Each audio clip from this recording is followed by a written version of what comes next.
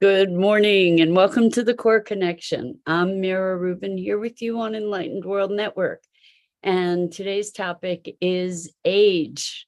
We get to talk about age as a construct, a concept, a function of years, a function of experience and perception of biology. But before we get started digging into this very interesting topic, let's take a minute or two to get present. Good morning, Rosalind. Welcome, welcome. It's great to be here with you this morning and everybody else who's joining us. Let's get started getting settled in. So let's take a minute or two to get present. Take a deep breath in through your nose and hold it. And imagine clean, crisp oxygen flooding your lungs, flowing into your bloodstream, nourishing all your cells, all your organs, bringing vital life energy to your body and being. And as you exhale any tension, stress, negativity, fatigue. And now let's take another deep breath in through your nose and hold it. This time, imagine brilliant, bright light lighting you up from the inside out, illuminating, electrifying, and energizing all your cells, all your molecules, your electrons, creating a brilliant beam of light and energy from your heart out into the world. And as you exhale any remaining tension, stress, negativity, fatigue. And now let's press our palms together. Vigorously rub your hands together to feel all of the feels, the friction, the temperature, the pressure, the motion, all the tickling and tingling when you stop, and allow all those sensations to bring you present right here, right now, into this remarkable physical form that enables you to experience life. Welcome, welcome, welcome. Good morning, Bernadette. So good to have you here with us this morning and in the same time zone.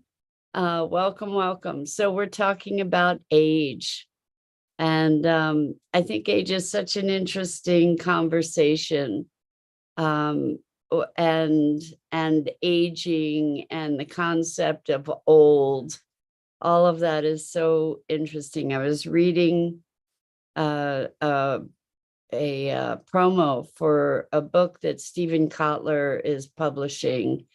Steven Kotler is on the peak performance train. He's a big peak performance guy talking about flow. So Bernadette says age is just a number unless you're talking to a doctor, LOL. Yeah, or sometimes an employer, right? Or a potential employer. We talk about ageism, and there is a lot of that actually. And it's very interesting as we are maintaining vitality. And Bernadette says, "Are my kids?" That's a riot. We maintain vitality into much greater chronological years. We have ways to measure biological age. We can even now reverse some of the symptoms or some of the, we'll say symptoms of biological age. So, and of course we have our subjective age.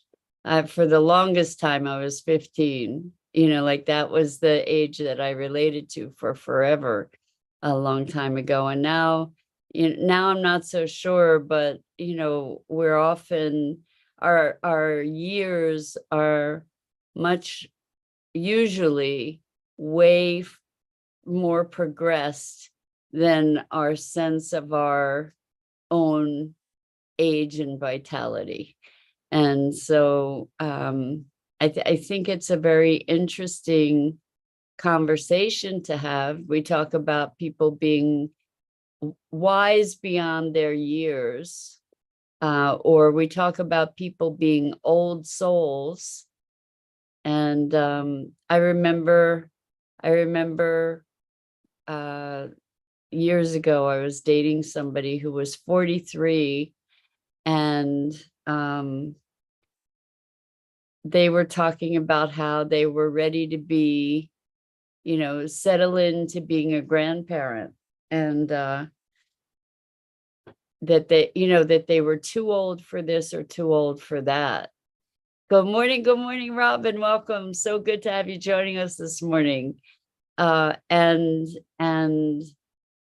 I just find it so fascinating, being well beyond that at this moment in my life, and being so hungry for new experience and new learning and new growth. And the thing that one of the things that Stephen Kotler was saying is, it as you get older is a great time to take up, I forget what he called them, but like active sports that involve some level of risk and challenge, because it keeps our brains growing and regenerating, and because we have to be adapting. So things like skiing or windsurfing, or all different kinds of things, surfing, to take that on. He was saying he's 54 and he's learning how to,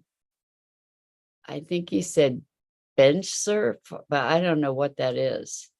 But anyway, and I don't know if I have the right term either, but I found it fascinating. And so many of us use the excuse, I'm too old for this, I'm too old for that, I'm too old to go back to school, I'm too old to learn this or that or the other thing. And I think that so much of that is culturally conditioned. Bernadette says, I'm 37 in my mind's years. Once I turned 50, I started counting backwards. I'll end up back in diapers, being fed in bed before dark. Oh my gosh.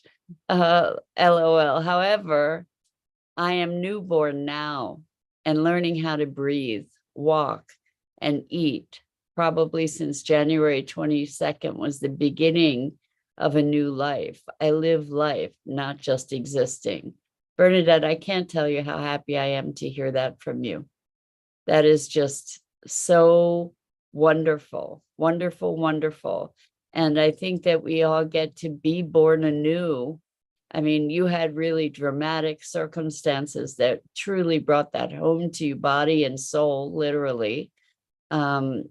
But we all have that opportunity to be born anew in each new day, and to embrace life with our greatest capability. And when we think we're old, when we talk about I'm getting old, like I have a friend who keeps talking about being older, and I think she might be 75, but she keeps talking about aging and being old. And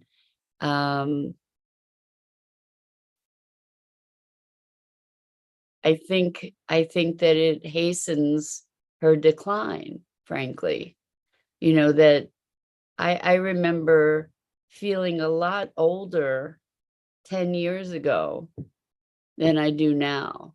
I have been through times in my life where I really felt I was getting old. And I felt like I was dying, in fact, like, that my life was winding down. And I can say that now I feel like my life is winding up. And, like that I'm ready to, that I'm on the verge of living really starting to live my life in a big way. And so Rosalind says, is the grab for life to do things that make us feel alive? I don't have any objection to doing things that make us feel alive. I think that that's a wonderful thing. Part of what makes me feel alive is new ideas, new learning, new experience, things that challenge my perception or my capabilities in ways that are exhilarating. And I think that when we experience that, when we expose ourselves to those kinds of opportunities and situations, that there's a really powerful and positive impact. So, for instance, the building expedition that I was recently on, it was wonderful. It was wonderful, and it was very enlivening, and it made me feel more alive, more vibrant, more vital, more capable, more engaged. And that's what living is, right? Rather than allowing ourselves to kind of sink into a certain complacency that that can put us onto a downward spiral, so to speak.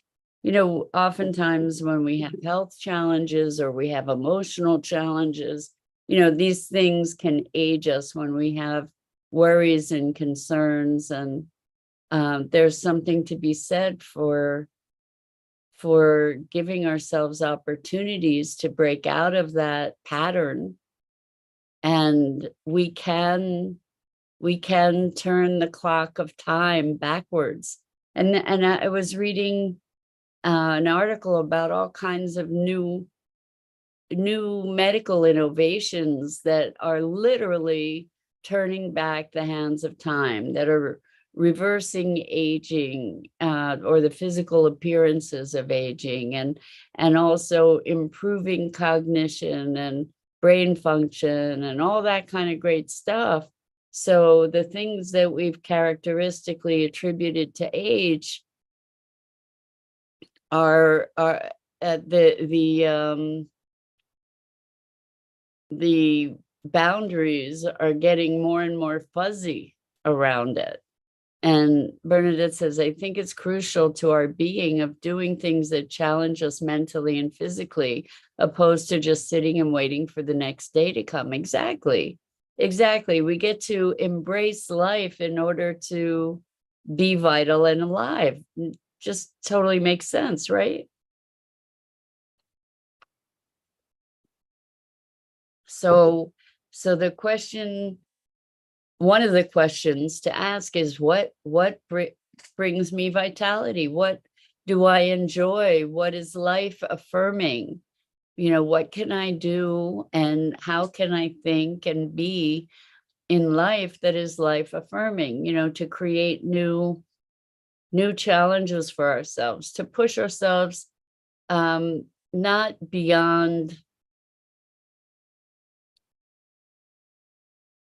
to a point where it's damaging. That can be not so great. Where, and I've done that a lot in my life, where I've pushed myself way beyond my limits, and then the recovery from that abuse that I subjected myself to, that I inflicted upon myself, took a lot of recovery time. But instead, to stretch ourselves, to go a little further, in terms of being able to expand our capabilities. And it's like working out at the gym, for example. You want to push yourself to a point where you're stretching yourself, but not to the point where you're injuring yourself, right? So there's a sweet spot of this grow and flow kind of thing. So Bernadette says, turn the music on and let the body feel the flow and energy. That's a great way to bring vitality, literally to bring life energy into your body, right? To be cherishing these bodies and the opportunity that they give us. I mean, I know we don't generally think about this, but we start this session every day off with rubbing our hands together and feeling the sensation and being present to this physical thing that allows us to experience life. And it's so often that we don't even put any attention to that. We don't have any awareness of what an incredible experience it is to have this physicalness, to engage with this world. It's such a remarkable gift and experience. So Robin says, I haven't stopped doing daily situations at 63. Wow, seeing that age somewhat seems I should be preparing to retire. Wouldn't change it. Caring for my mom, soon to be 96 years young. Wow, I push myself too much, Robin says. Wow, so 96, holy moly, that's amazing. And I agree with you, seeing the age, seeing the number. So I'm 65 and I can't even wrap my head around it. Like the number and I have no relationship to each other at all. And it's kind of shocking to be seeing that number and then like there's just such a dissonance around that. Like it has not a thing to do with me. Yeah, and so I have a friend who says, isn't it strange to be the same age as old people? It's just so crazy. And Rosalind says, we experience so much through our eyes. By closing our eyes, then our other senses become more sensitive. I like to practice feeling through visualization with eyes closed. I'm trying to think of how that relates. I'm thinking maybe experiencing life and vitality and the aliveness that we have, to experience what it is to be in our bodies. And Bernadette and Robin both say, ditto, it's hard to believe, like this number, this age is like, how did this happen? And where have I been? Because I sure don't have any relation to those numbers. Bernadette says, it blows my mind to know the government feels I'm old. Well, it's interesting when a lot of the government policies were put in place, like Social Security and whatever, 65 was old. And now it's what, the new 40? Can we say that? Can we say 65 is the new 40? Anyway, it's just so fascinating to me to see how people relate to age. I remember somebody at 25 being really old. And there are definitely younger people that are older than I am. There's no question. I think I'm getting younger as I get older in a lot of ways. I'm getting more willing to embrace life. Used to be really a lot more uptight, a lot more afraid of people's judgment and doing the right thing according to who I'm not sure, a lot more afflicted by my own demons.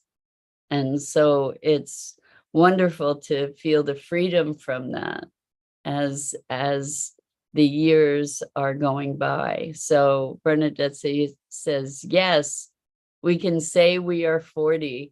It's interesting. We can. It's interesting because, I've been in situations where people say, how old are you? And I won't say.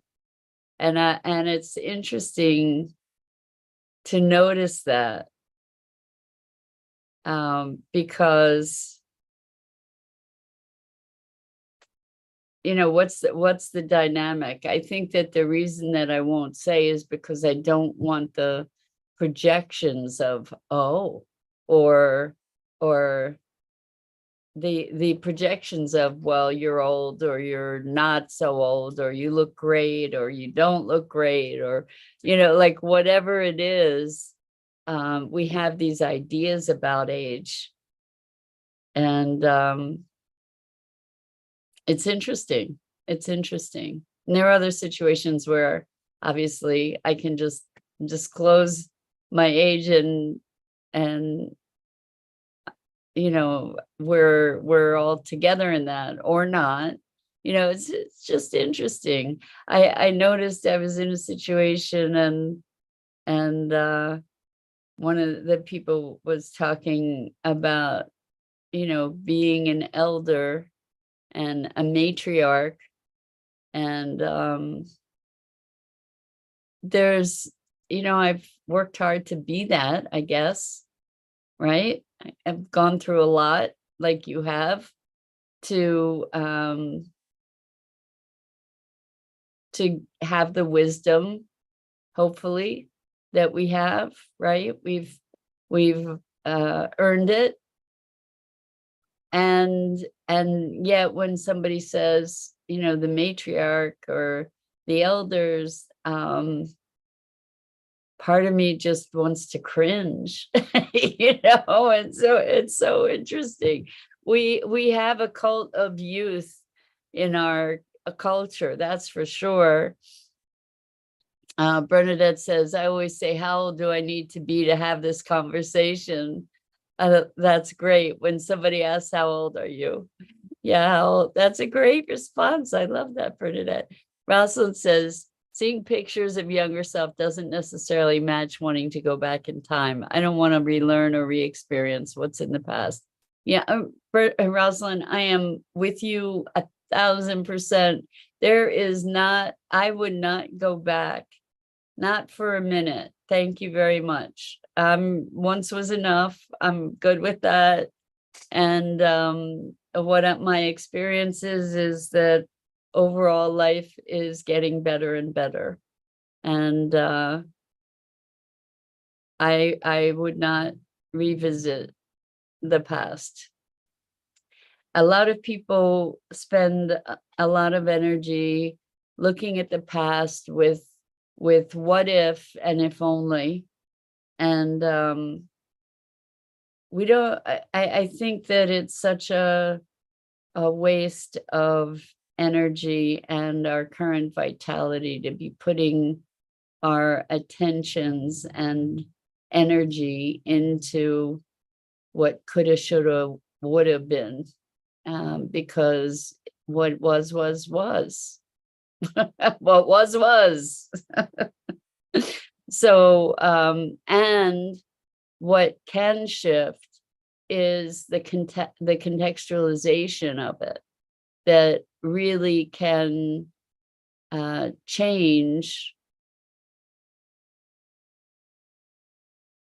history. And it's interesting. I'm in a course that's called Our Rites of Passage, and it's based on indigenous tradition. And it was so fascinating to have the validation for something that I have believed for a long time, and that is that when we heal back and forward through generations. So when we heal ourselves, we're healing 7 generations back and 7 generations forward. And that's pretty much been a mission in my life, was to heal my family. And so that it was very heartening to hear that, when we talk about age or time. So Robin says, best of me is yet to come. I feel the same with you as you do, Robin, that is what is happening, is, the greater expression, greater sense of self, greater freedom to be and to be expressed. So all of that's just wonderful stuff, right? All of that's good. So it's interesting, when I was young, when I was a teenager in my 20s or whatever, I never would have imagined that at this age, being old from that perspective, that I would be still wrestling with so many of the issues and questions of life that I am. I imagined that all of that stuff would be handled, but not, right? It's a lifelong process. It's a lifelong unfolding and evolution. Robin says, interesting class of healing. Thank you, Robin. Yeah, this notion of being able to go forward and back in time, and that really time is something that is not linear. It's something that is of a mystical realm. And I think that we can look at aging in that way as well. That in truth, our spirit is ageless, right? And timeless, and transcends time. And especially if we imagine, which I do, that we are spirit having a human experience, that there is an essence of our being that persists beyond our physicality and our physical expression and identification. And so while we have this chronology that traces our physical existence, our subjective experience is something entirely separate, and our transcendent self reaches even beyond that. So with that thought, I'm going to wrap it for this morning. I'm Mira Rubin. This is the Core Connection, and I go live here each weekday morning on the Enlightened World Network Facebook page and YouTube channel. And I invite you to check out the other awesome programming on Enlightened World Network and Enlightened World Living. And I just want to say how deeply I appreciate you and your engagement and your willingness to explore these topics together. And until next time,